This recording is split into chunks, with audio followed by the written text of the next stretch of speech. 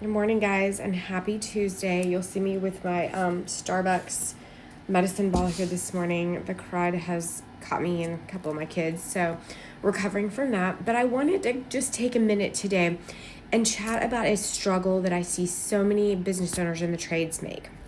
And that is the struggle to make a transition from being a W-2 employee to being an owner.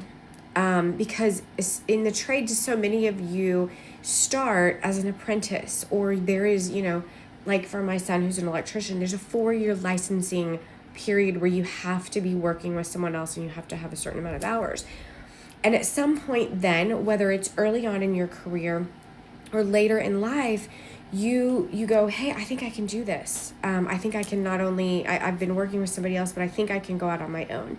And it can be very profitable and very lucrative. And it can also be really hard to make the jump and the transition from being an employee for somebody else to now having all the responsibility of running the whole business. So you got to figure out stuff like, am I staying as an LLC, single member LLC? Am I in a partnership? Do I have a partner? Am I going to file as S Corp? When would I do that? Do I pay people as a 1099? Do I pay them as an employee? Who do I have to 1099? What's the threshold for that? And by the way, that changed this year.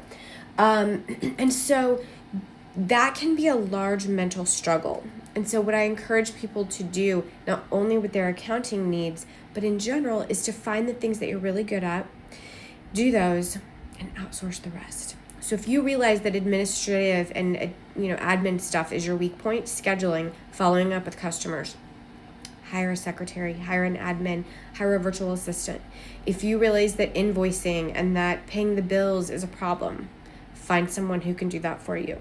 And then accounting is the big one.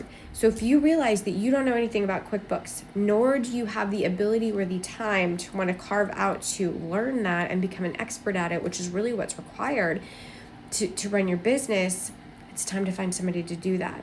So we know it can be a hard jump, and that's why we work with business owners in the trades, because we're familiar with the struggles that go along with that.